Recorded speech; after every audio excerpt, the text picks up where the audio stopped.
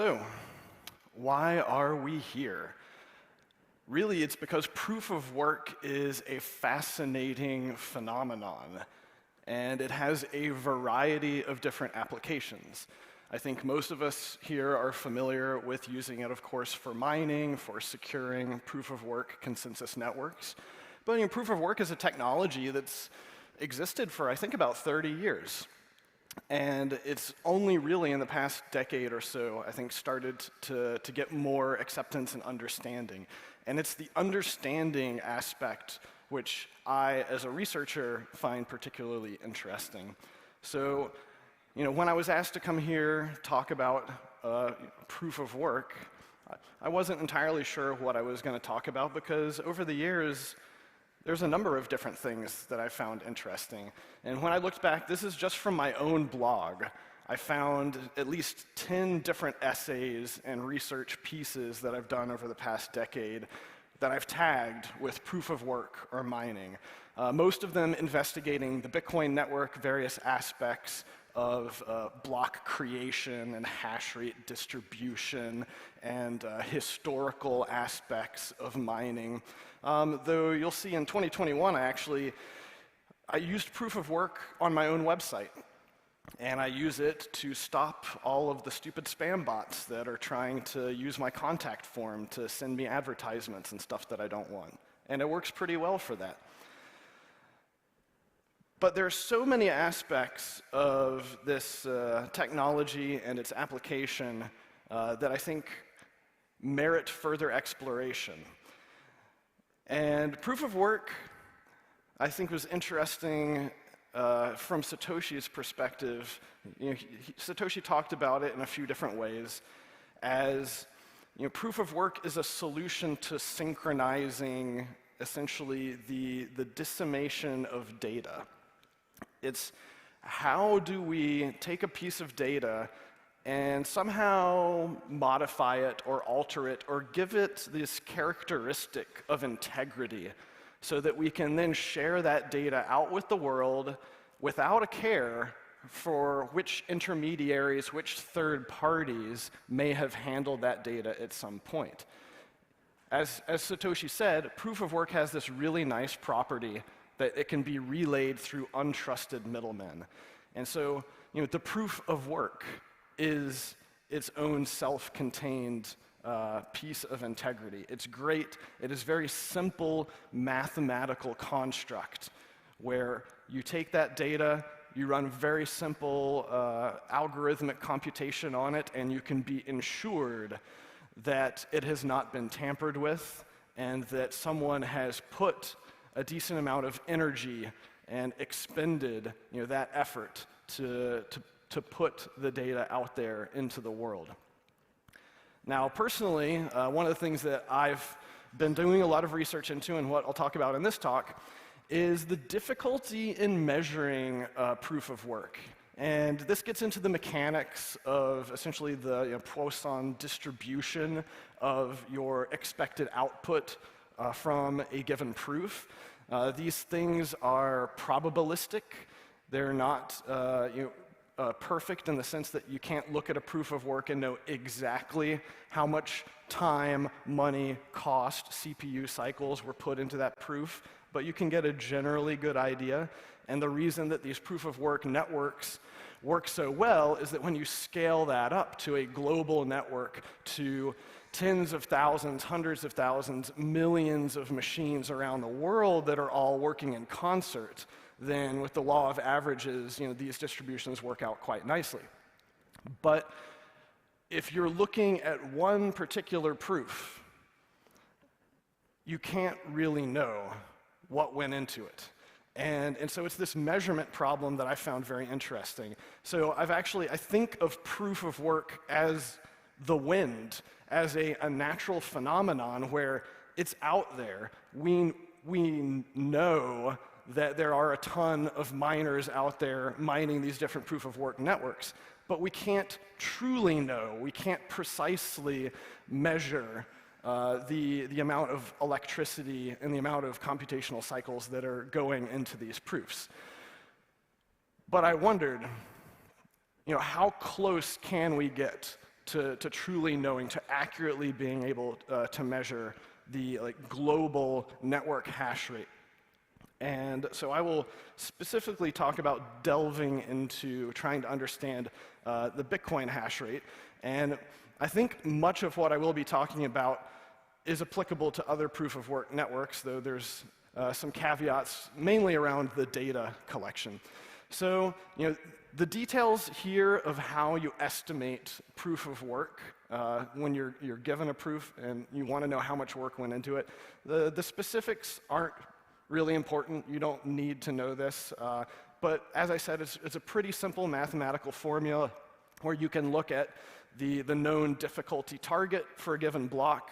You can know, this is like the number of leading zeros in the proof that were required to be valid. You can kind of work backwards from there to say, okay, if the difficulty was this much, then we expect that somewhere around this amount of work would have to be put into it. And then the most important thing I think to take away from this is that the variable that goes into estimating global network hash rate, global level of work being performed, is the number of trailing blocks, really. How long of a time window are you looking at to then figure out this sort of aggregate average of total number of expected hashes being performed over a given amount of time. And thankfully, we don't have to actually do any of this math by hand. If you're running a node, for example, you can just run this get network hash per second, give it a few parameters, and that does the hard work for you. If you're going around looking at different websites that tell you what the global network hash rate is for Bitcoin, and then you try to line them up on the same chart, you may notice that they don't actually line up.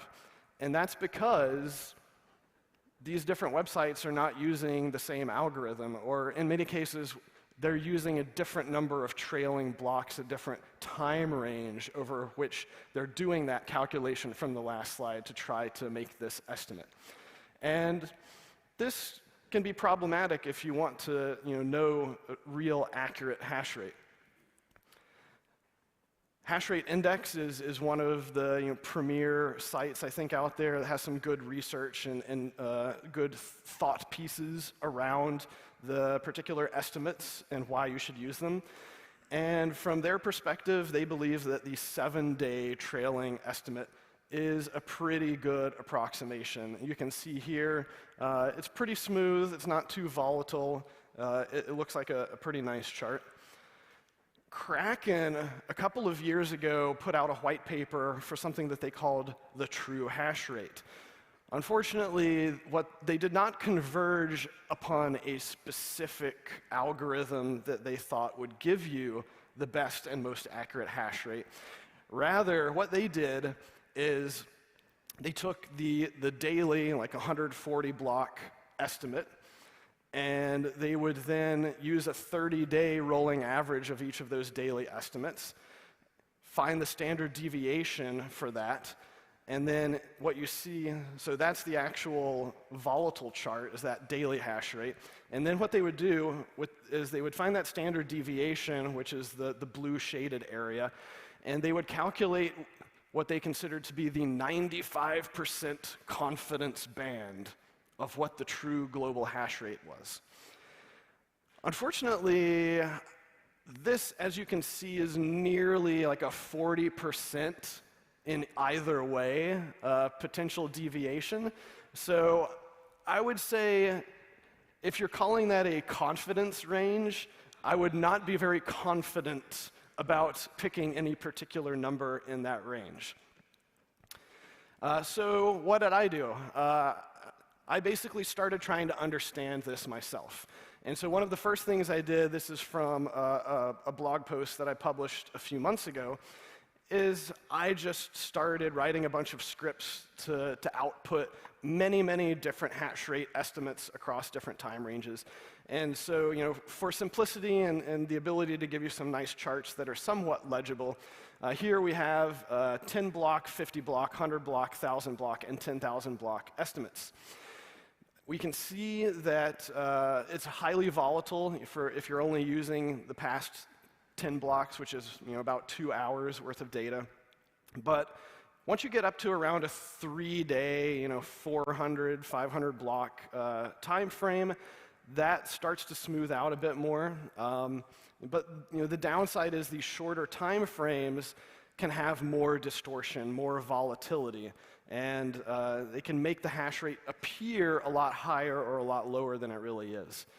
So I think it's generally agreed that the 7-day, around the 1,000 block hash rate is a pretty good mixture between getting that volatility and getting something that is a bit more predictable and accurate. The problem, though, as you can see, if you go out to like 10,000 blocks, if you go out to multiple weeks, while that is smoother, it's always going to be off by more, and that's because you start lagging whatever the real hash rate is. Because if you think about it, there's lots of miners out there that are constantly adding machines to this network. So you're going to start to be several weeks behind whatever that real hash rate is. Now, one of the interesting and I think novel things that I stumbled upon is that there is a way for us to start to get a better idea of what the actual accuracy of these things is. Now, the goal, I think, if you're doing hash rate estimates, is you need to be only working off the data that is available to you in the blockchain, that's publicly available to everyone. The problem with that is you have no external source that you can really check it against. And what I found earlier this year is that Brain's mining pool has actually started to collect what they call the real-time hash rate. And essentially, for the past couple of years, what they've been doing is every few minutes, they ping every mining pool's API out there, and they get back whatever the self-reported hash rate from that mining pool is. Thankfully, the folks at Brains were kind enough to give me a full data dump of the data they had collected. It was pretty messy. I had to write a bunch of scripts to normalize the data and essentially chunk it into blocks. And so I got this chart of what I ended up with the aggregate from all of these pools being, and I put that against the 3-day hash rate. And very quickly discovered that for the first year or so of this data set, it's very wrong. So my suspicion is that they were not collecting it from all of the mining pools. But we can see that after that first year, it actually starts to line up pretty well. So it looks like they got to the point where they, in fact, were collecting data from all of the public mining pools. So this, in particular the blue line, this is what I have been using as my sort of baseline, real hash rate that I can then perform various calculations upon to try to figure out how well these purely blockchain data-based hash rate estimates are performing. So I started calculating things like error rates. And as we can see here, the 1 block estimate is insanely wrong.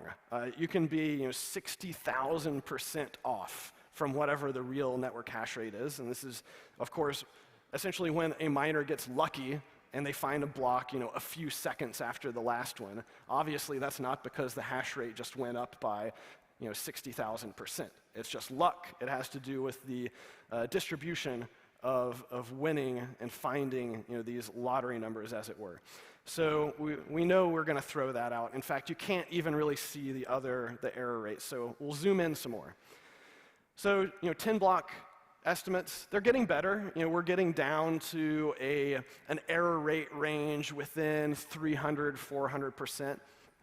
That's still pretty bad. That's still worse than that Kraken true hash rate that they did back in 2020. Let's zoom in some more.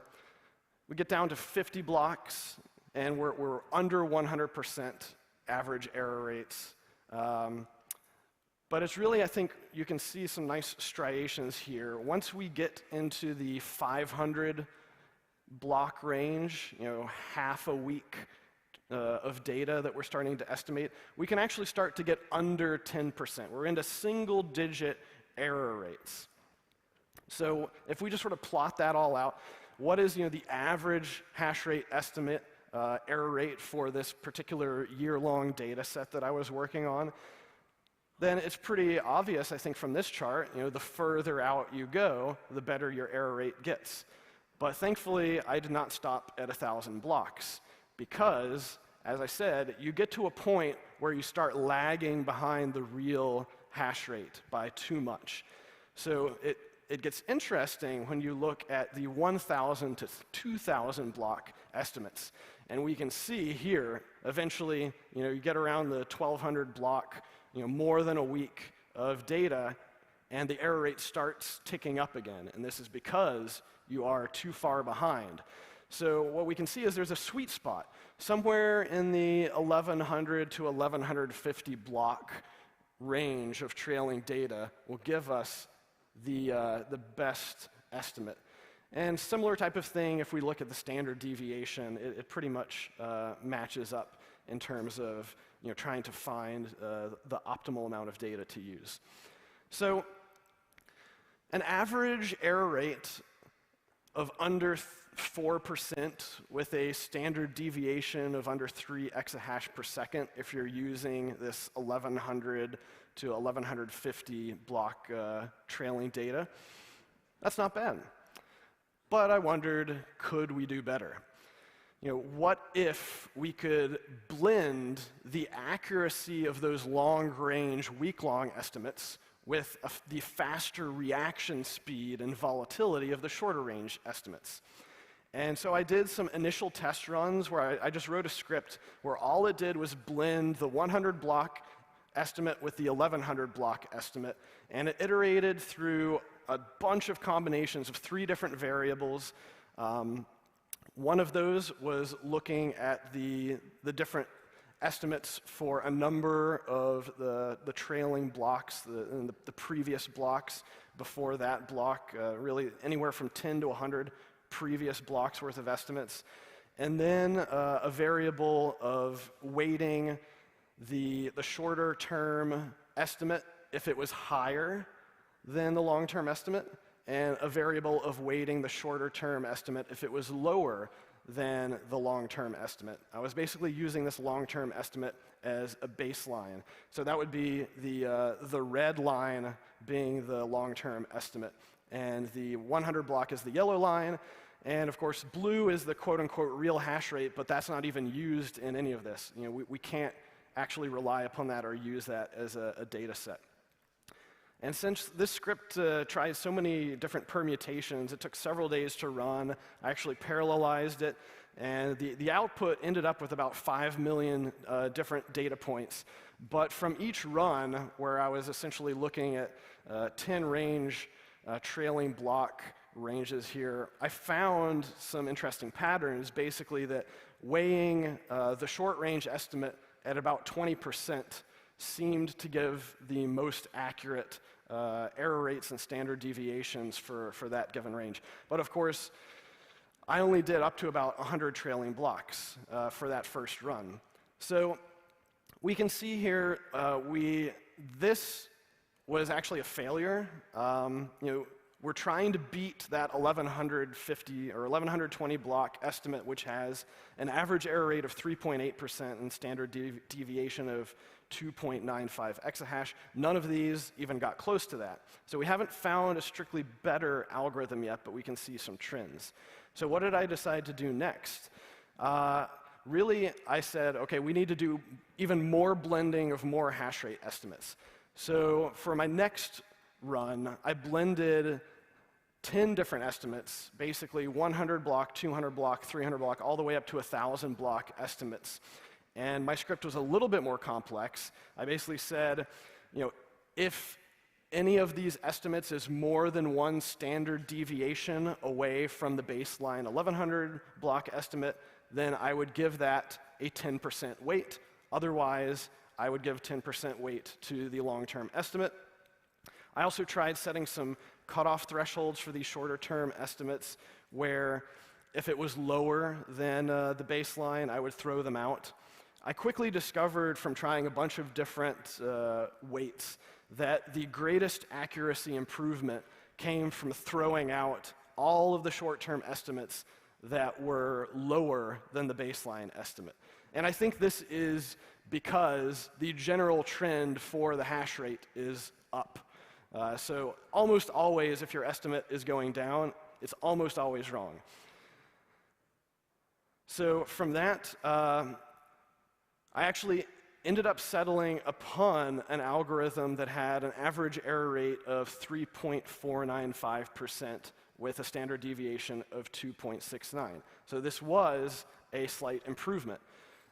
So sort of takeaways here, most websites are publishing one-day estimates, which have about 6.7 average percent rate in their error. The savvier sites are using 3-day averages, which are a little better. The best sites should use that 7-day average, which has less than a 4% error rate. And I managed to find a slight optimization here where I improved upon that 7-day average trailing estimate by 13% on the error rate and 14% on the standard deviation. And this was just from spending a few days and writing some scripts that took a few days to run. I think there is still plenty of room for improvement in future work. There are, of course, some assumptions here. I only had 1 year of data to work with. We're assuming that those pools are honestly reporting whatever their true hash rate is. I would say from looking at the data, it looks like they are fairly honest. It's also assuming the pools don't share hash rate basically with each other, which I think is probably pretty minimal. Now, the algorithm that I came up with is technically more computationally complex, but it's only about 10 times more complex, and we're still talking milliseconds, really, to calculate that. This, as I said, it should be applicable to most other proof-of-work networks, but it would be problematic if you're trying to run it against a network that is quote-unquote ASIC resistant, aka networks that are changing their hashing algorithm on a regular basis, because that's, of course, just going to reset everything. And I think the main things that we can look for to improve upon this are just waiting longer to collect more data. That will obviously improve our accuracy and allow us to have algorithms that are better able to handle things like, for example, the China ban, when we saw half of the network hash rate just disappear over the matter of a few weeks. And I think the real potential improvement here, this seems like the type of problem that should be great for machine learning, because what we're trying to do is we're trying to find the optimal number of different parameters and variables that we can tweak to hone in on what the most accurate hash rate estimate would be. So this is just sort of me nerding out. I do this a lot on all types of different aspects of Bitcoin, and welcome really any insights or questions if you want to talk about proof of work or really anything else related to this ecosystem.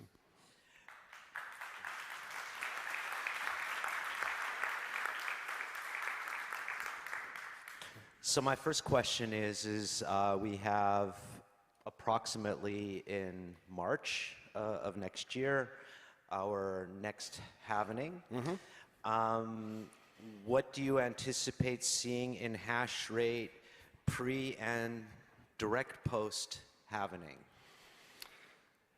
Yeah, the interesting thing about the halving is that it's very well known, right? The miners are hurtling towards this full steam ahead, and we've seen, over the past year, hash rate going crazy. So, the miners are not stupid. They're doing all their profitability calculations. They're already calculating what they expect their profitability will be after the halving. So I think we can definitely anticipate it's going to keep zooming upward until the point of the halving. At that point, sure, there will definitely be some of the less profitable miners that have to drop off the network, but I would be willing to bet it'll be fairly negligible. Okay. So definitely we've got some questions from nerds in the room. All right, cool.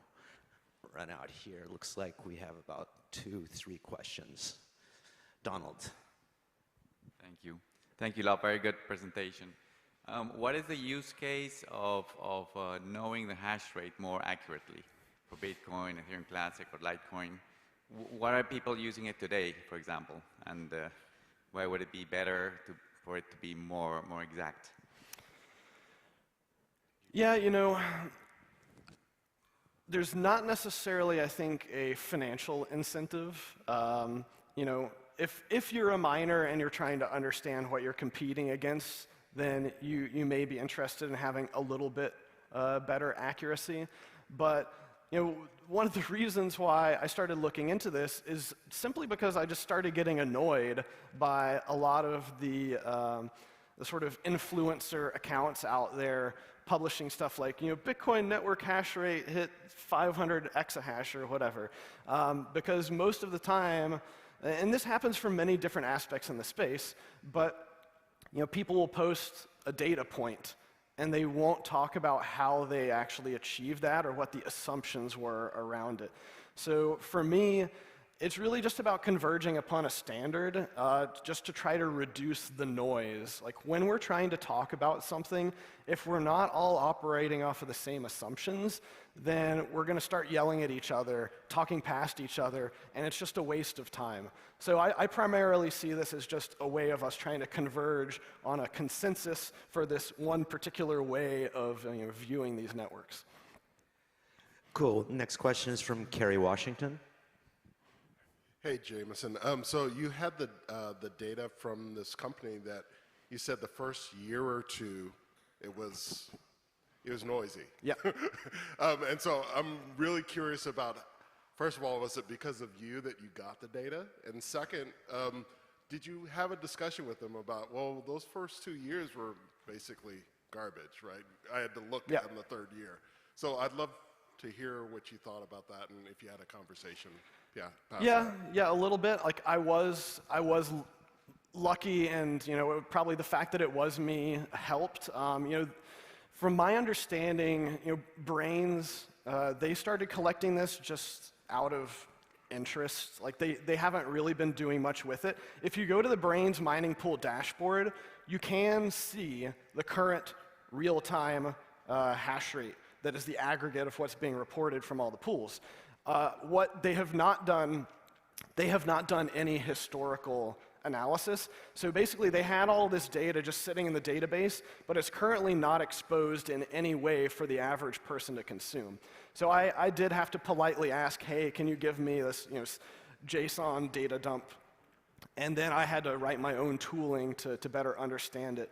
And so I think it was just because this was just a sort of side interest thing that they weren't trying to monetize or do anything with, that it was a piecemeal type of function where over time they were slowly adding more and more mining pools out there. And so eventually they got to the point where they had effectively all of the hash rate.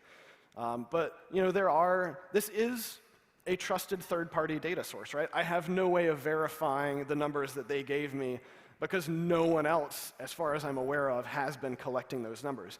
So, if this is something that the community or some subset of other entities in the space is interested in, it would be great if we had multiple distributed entities that were all consuming this data, storing it, and then we could, cross-check with each other to converge upon an even more reliable measure of the real-time network hash rate. Cool. Next up is Cypherpunk, the real Nick Laz. I love you, Michael. Thank you for the work, Jameson. That's lovely statistical work. My question is more about the distribution of hash rates, because we ever so often see pie charts where it's like, this pool has more, this pool has less. So could your work give us more clarity about the distribution of hash rate globally? And is there a way to potentially distribute this or decentralize this? Thank you. I think the hash rate distribution, that would come more into looking at the real-time hash rate. All of my stuff was looking at aggregates, and when you're looking at aggregates, you're really based off of only the blocks that are being reported. There are different ways, I guess, to look at the blocks in the blockchain to look for the tags from the different mining pools, and that's a pretty well understood, I think, operation. There's a number of different entities out there that will consume those tags and give you those pie charts. So I would say that the pool hash rate distribution is, you can rely upon that fairly well, though it is subject to the same issues that I just talked about, where it's based on how many trailing blocks they're looking at. But I think usually the 3-day and the 7-day are the most common for what we see with those pie charts. But yeah, I mean, I thought it was interesting when Bob showed the chart about how China banning Bitcoin was actually good for the sort of pollution aspect of Bitcoin. It was also good for the global geographic distribution of hash rate. However, what we've seen is that the center of the world of hash rate has moved from China to America. So we've just sort of moved the problem over. So sure, America is a somewhat less authoritarian state than China. You could probably argue that it's better to have more hash rate in America, but the optimal hash rate distribution, I believe, is for it to be distributed around the world, get as much jurisdictional and regulatory arbitrage as possible. And my optimistic view on that is that that is inevitable over the long term, and that's because energy is widely distributed. So I am hopeful that 10 years from now, we will see hash rate even more widely distributed than it is today, and that will be good for Bitcoin. So I have one final question that's more for the live stream than it is for this room, although it might possibly be relevant. You're primarily known as a Bitcoiner, and we're here at a Proof of Work Summit, which includes Ethereum, and which includes Litecoin, one of our earliest proof of work forks. Do you think, as someone that's prominent in this space, that there is room for other proof of work coins besides Bitcoin, and why? Yeah, I mean, I think that what we've seen, especially from the early days, the first 3, 4, or 5 years of like altcoin space, a lot of the innovation back then was literally just like changing the proof of work algorithm. So on one hand, I believe that like the average cryptocurrency user doesn't care at all what the hash rate algorithm is that's securing the network. They don't think about it. It's not important to them. It is important to the network itself, of course. But what we've seen is that this is kind of a winner-take-all type of environment in the context of a specific hash rate algorithm. There can only be one king of SHA-256. There can only be one king of Equihash, whatever, especially if it's the type of algorithm that is implemented with ASICs.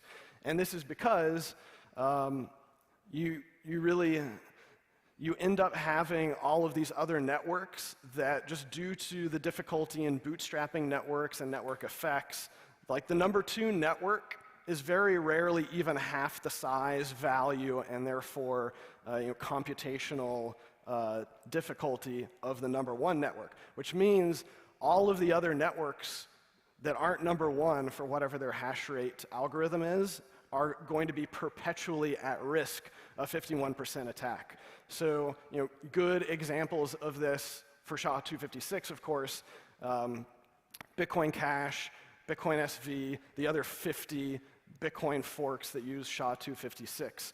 They're all trivially attackable. Really, if you got a single Bitcoin mining pool that wanted to, they could just demolish those other things. Why doesn't that happen? That's I think, an interesting question of game theory, and probably the fact that it's just not even worth the time and effort for this to happen. But they do remain under perpetual threat, and we have seen stuff. Actually, I think BSV has been 51% attacked a few times, and most people didn't even notice because nobody uses it. But